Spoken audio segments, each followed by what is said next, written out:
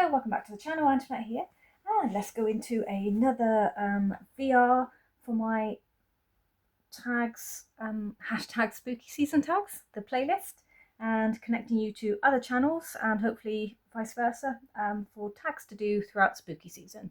And you know, why not? It's a little bit of fun, a little bit of soul searching, and in some cases, yeah, a little bit deep, but this is how we get to know one another and bring community together.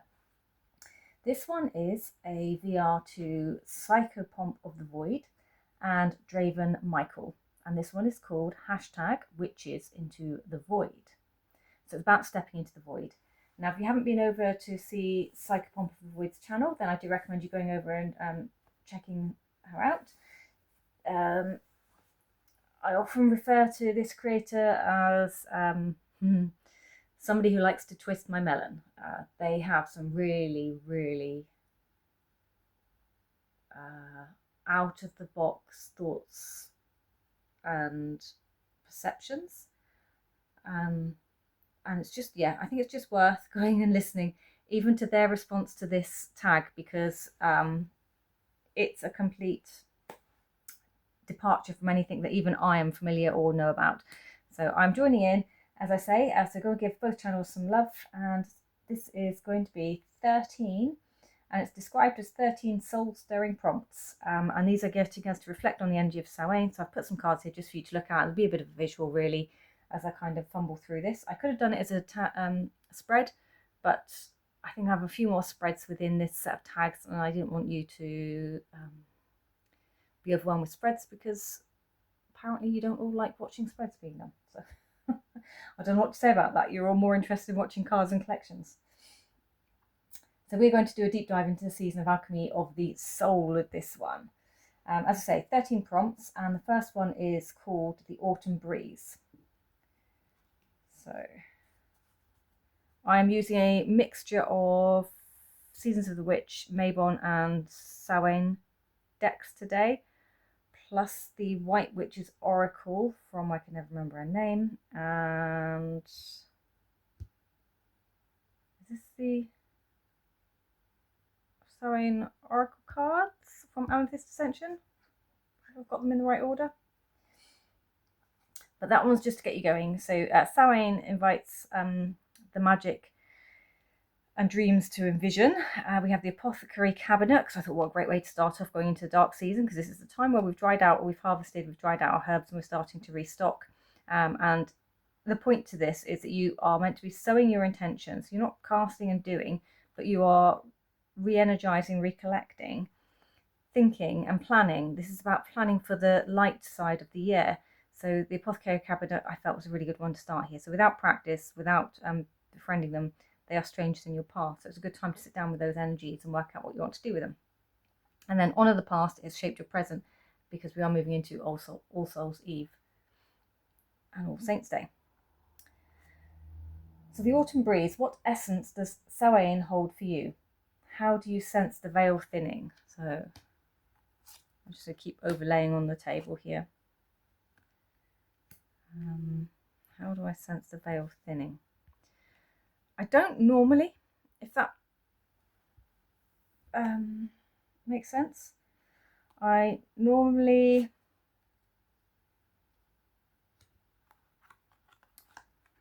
kind of just go with the flow. I'm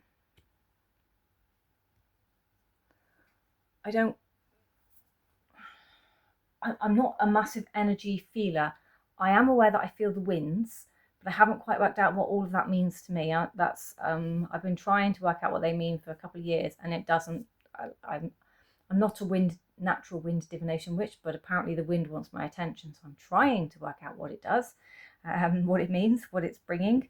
I can smell the air sometimes. I can feel when it suddenly changes, and I can also feel when it's rushing me. If you've ever had that, when it rushes you down the road for some reason, usually to get you out of danger for something. But I don't think that's at any particular time of the year that happens for me, so I can't say that's particularly this time of year. How do I feel?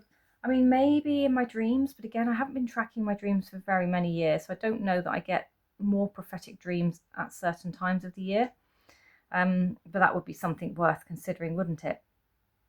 So yeah, I'm sorry, that's not a brilliant answer, but I'm divination, as in I use the cards, and that's how the majority of my practice runs. So I take the answers from the cards rather than already knowing everything. Yeah. And this time of year, as I say, to start with, it's about hibernation, it's about energy resources, and it's about, getting back what you've lost. So number 2, cloak. How do you protect yourself energetically from Samhain? How do you protect yourself energetically? So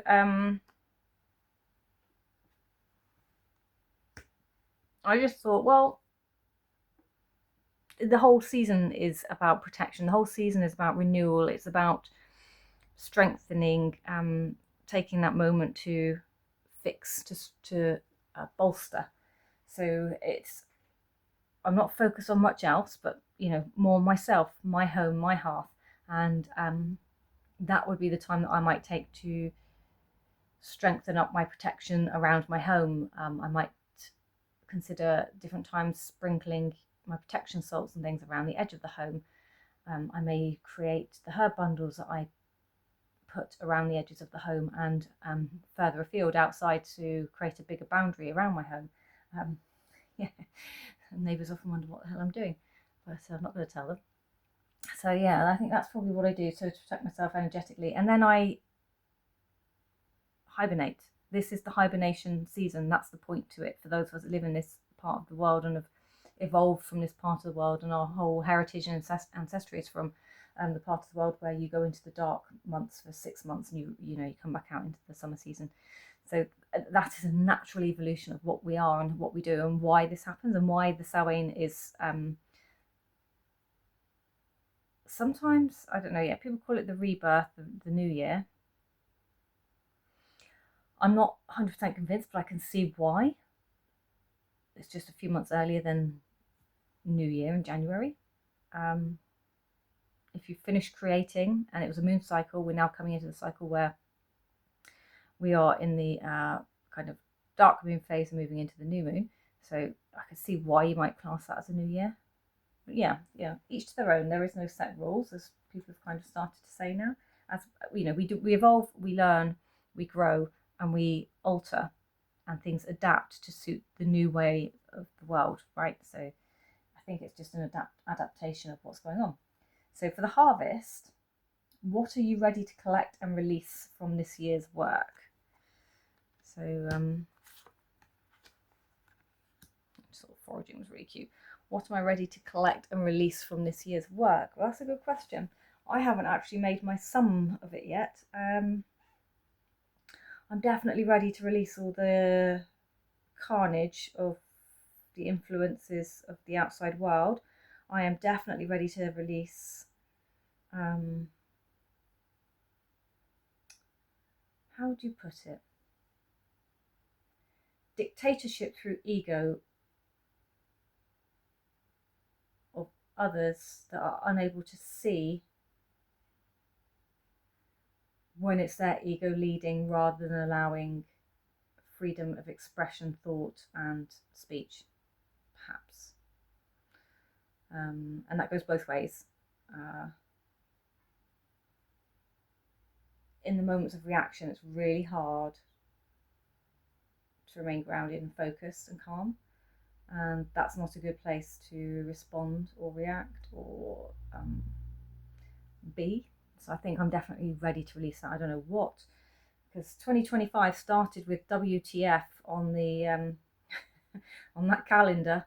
First was a W. 1st of January was a W. WTF. Yeah. Nobody thought it could get any worse. WTF. I think that summed it all up. I'm not quite sure what 2026 is going to say, but yeah. The Hearth. What energies do you invite into your sacred practice? So you could use paranormal stories here. Ooh. So I've just put the crone down here, and some wisdom, and some elders, and a healer. So the practices I welcome in is I do welcome in wisdom. I do welcome in my elders to give me wisdom. I do welcome crone energy for this time of year, and definitely healing energy with the whole rebirth, renewal, regeneration, hibernation. This is the point here, is to heal body, mind and soul. I think it's a time to stop, so reflect and fix. So that's the one for the hearth. Then we have the candlelight. What energy, process or spirit do you sit in stillness with on Samhain?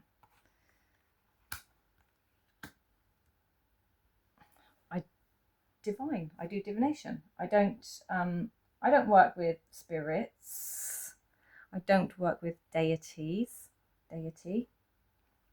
I will sit with candles. I will do blessings. I will work with, my crystals and herbs for energy, and I will do some spreads for divination. That is the crux of what I will do.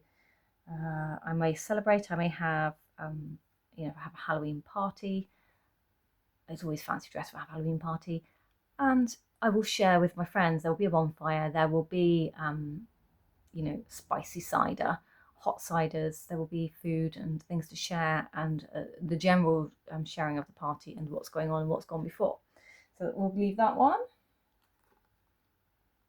The mirror. Ooh. What reflections arise from the dance of darkness and light? What reflections arise from the dance of darkness and night? Greeting the darkness. Well, generally it's shadow work. This, as I said, this is a time for self-reflection and not really the doing for other things. So definitely there's plenty of time to reflect what went well, what didn't go so well, what worked in this, why didn't it work, what can I change, how can I make it better, how can I tweak it, did I get what I wanted from that, was it what I expected? These are just, based on people's written intentions, people's oh god, what are they, thingy boards, aspiration boards, vision boards. Again, what can I tweak on my vision board? Why didn't that arrive? Is it not the right time for me? Is it the wrong intention? Am I asking for it incorrectly? Or am I just being a selfish bugger, a greedy little bugger, and that's why I haven't got what I put on my intention board? There's things to look at there, isn't there? Yeah, so I think that's one way.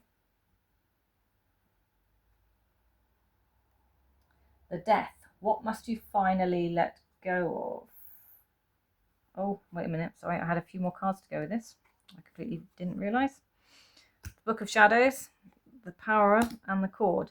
So again, you get time to do some journaling, some creative art journaling. If your journal's an art journal or digital journal, so you get to do some collage. You get to sit in your power, regenerate your power, sit in your power, call back your power, and just in silence. And of course, cords. It's a good time for cord cutting, cord release, energetically back to wherever they come from. Get rid of them, get rid of the hooks. Yeah, so there we go. The death. What must you finally let go of?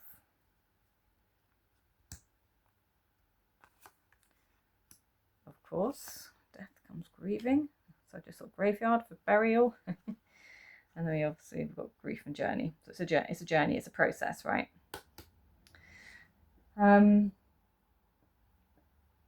It's whatever isn't serving you, isn't it? Whatever's making you unhappy, whatever's making you ill, whatever's energetically stuck to your body and causing your body to be unwell, because some things affect us on an energetic level and not everything does. I know there's a lot of psychologists out there that try to claim that everything comes from an emotion in the body. I'm not too convinced. And if it did, psychology isn't the way to fix it always. Sometimes you actually do need to do other things holistically. You need to be led holistically how to do things. Yeah, so it's definitely what's not working for you. And if you're carrying around a lot of ego, a lot of self-importance, self-worth, and telling people what they can and can't do, then sometimes that's not good to be carrying with you, and it's probably a time to realise and get rid. Not all the times is it for good. Sometimes it's for good, sometimes it's for self-importance, and if it's all just self-importance, you have to ask who else is it serving at that point, because self-importance isn't important to everyone else, unless it's a message that is serving and helping. Again, that is dependent on your point of view, and what goes around comes around, right? Yeah, it's it's you. It's a you thing. This is a personal practice. It's a personal thing for you. So you do what you feel you need to do for yourself, and make sure that it's in tandem and not going to cause you sleepless nights, anxiety, heartburn, some kind of ailment that's going to cause you to become ill or ineffective or not able to be there for your family when you're needed. So everything has to be in balance. You have to be in balance with everything. You have to be able to see both sides of everything when you're doing this stuff as well. So you have to be able to see the good, the bad. You have to be able to merge it. That is, at the end of the day, what we're here for, isn't it? That's why we do all this. So the void, the coming of darkness.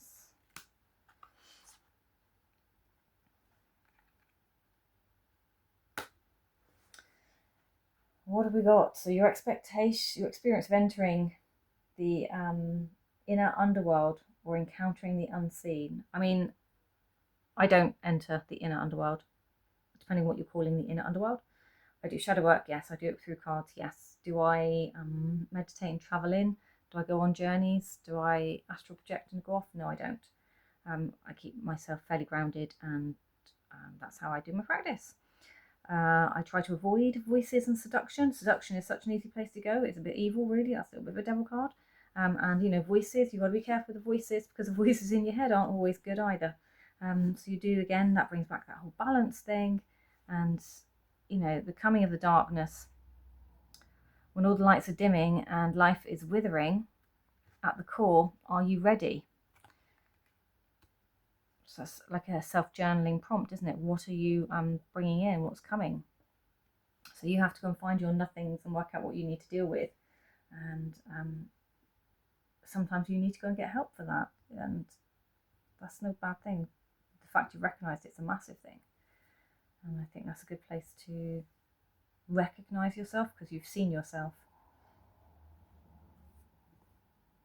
The ascent. No, we've done, yes, the ascent. How do you keep your practice alive as the dark months unfold? So I'm classing that as kind of rebirth, the ritual. So I've put ritual in there. It's a loosely done one. It's a ritual as in connecting to the elements, cleansing, and I do love a good pot of tea. So some tea magic. So those might be ways in which I kind of keep my practice alive in the dark months. Definitely tea. There is definitely fires. There's definitely ritual in a very small sense. The elements, recognizing, I mean, most of my elements at that time of year is going to be wind, rain, fire through the just keeping warm at home, so lighting the fire at home. Very little sun, and trust me, when the sun does come through the windows, I am sat in the window embracing and soaking up that sunshine. It's so good. It's so good on the bones occasionally when it gets that cold. So that's one way to do that. The offerings. So what offerings do you leave for the spirits? Gods or the beloved dead? Now again, this is going to depend on your practice. So if you don't work specifically with spirits and deity, you're not going to leave something. Some people will leave whiskies. Some people use tobaccos as a offering, or tobacco and whiskey. Cacao is another one that I've had a lot of people talk about, because it was such a treat thing to get hold of, especially in certain parts of the world, and therefore to leave that for their ancestors would be classed as a tasty treat. And then of course there's things like the mead wines, another thing that was most abundant around this time of year, and why not, celebrating with everyone else. But again, I don't have altars and I don't leave offerings, so this doesn't quite apply to me, but there's some suggestions for those of you that do. The ancestors, who or what do you connect with? I think I've answered that question. I connect with silence. I connect with self. I connect to my breath. I connect to my inner knowledge, my inner knowing. What's coming from within. The bridge. How does the veil thinning affect your psychic senses? How does the veil thinning affect my psychic senses? Well, it's not overly so. I mean, these are, again, visuals, but I find that it just allows me, it might be that the cards read easier for me. It might be that the message channeled is easier for me, but it's not obvious. It's not obvious until after the event. Ghost whispering, I might get the odd stronger dream for a message from my ancestors. Pomegranate, dare to taste the unknown, let its juicy spirit awake. I don't use anything to open my psychic gates or powers. I don't use any inhalants or other things. Yes, I do drink wine. No, I don't use it when I'm doing divination and stuff. Generally, I might have one small glass of wine if I'm doing cards, but that's if it's cards for myself, not cards for anyone else. But other than that, I don't. So it's all very controlled. The liminal. What wisdom do you integrate from from this sacred turning of the year? So what wisdom do I integrate from this sacred turning of the year? Okay, so we're going with a witch. I've put coven down because I'm just thinking from the community, a community aspect. So what do you learn from the community? How do they teach you? Nature spirits. I've talked about the natural elements. Nature spirits, as in not fae related. Nature spirits as in the birds around me, the crows, the robins, the little birds, hedgehogs, the deer. Those are the animals usually around me at this time of year. Lots and lots of crows. You also get your ability to do some crafting. So you've got your knot work through knitting. If people weren't aware, that's what that was years ago. Same with stitching. So Slavic stitching, a lot of the embroidery and the repetitive patterns in kind of, it's definitely a Slavic work, because I know Madame Pamita has talked about that. But if you look at that work and then look at it across various other parts of northeastern Europe, you can see similar patterns repeating. So I think there's a whole element up there of stuff that we're not aware of that they do and they embroider in to their works. But that's a really interesting thing that is done. So that's like a wisdom. So when you're learning a craft at this time of year to reset, reintegrate, that could be something that you're doing. So it's something you're creating for, I don't know, the Beltane season, and you're making, crafting it ready to wear with the intentions stitched into it to make something beautiful. We have kitchen witchery. Get into the kitchen, bake some cozy foods, some cozy treats, some drinks, celebrate, have friends. I mean, we do anyway, don't we? Because we have a harvest, we have Halloween parties, we have coming into Yule. So there's plenty of time to be celebrating and bringing people in and into our worlds. And ultimately, we are transforming. It's a transformation time. So there goes my Witches into the Void VR to Draven Michael and Psychopomp of the Void. If you have a go, please tag me. Don't forget to add the tags. Hashtag Spooky Seasons tags. And of course, the most important one, hashtag Witches into the Void. And I'll see you in the next one. Take care. Bye-bye.